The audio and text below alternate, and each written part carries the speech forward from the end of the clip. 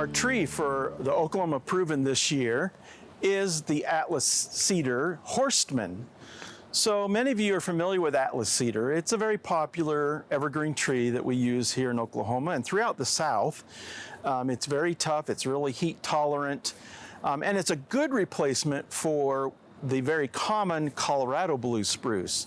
Colorado blue spruce has the beautiful blue-green foliage like these do, but they belong in Colorado. They like the higher elevations, drier climate, where this one, the genus or the species, Cedar atlantica, is actually native to the Atlas Mountains in northern Africa. So it's very tolerant of heat and drier, hot conditions. Now, the species can get 40 to 60 foot high. I mean, it's a large tree and becomes a large, broad, pyramidal tree. With age, it becomes more flattened at the top. But this one here, which again is called Horstmann, is a cultivar. It's a semi-dwarf form of it that's perfect for the urban environment because of its small stature. So these trees here, I believe they planted these about 2006.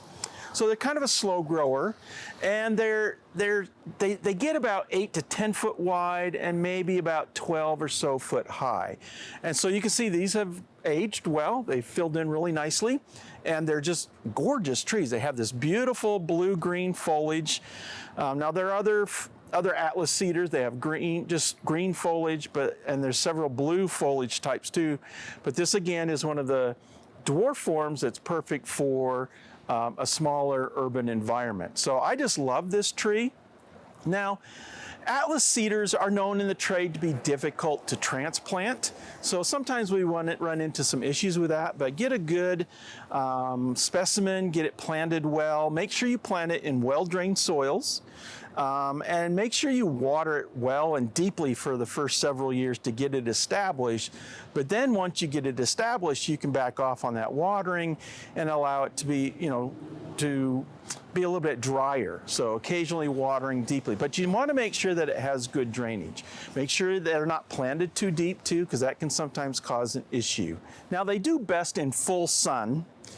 And they really should be protected from high winds. So this group of trees here is located on the east side of one of our buildings on campus, and it does really well.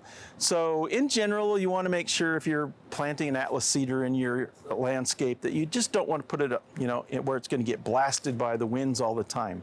Now this group here has done really well, but 2 or 3 years ago, we had a mild winter, and then it was followed by, it was around Christmas time, and then we had a really drastic drop in temperatures, and we had a northeasterly wind that came in and it blasted these trees. And that spring, a lot of the needles on this side turned brown and many of them dropped off, but it didn't damage the shoots. And so, as you can see, they recovered, they rebounded really quickly.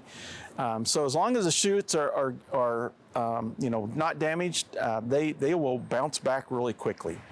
So again, this is a hardy tree for Oklahoma. It's a wonderful evergreen and great for the urban environment.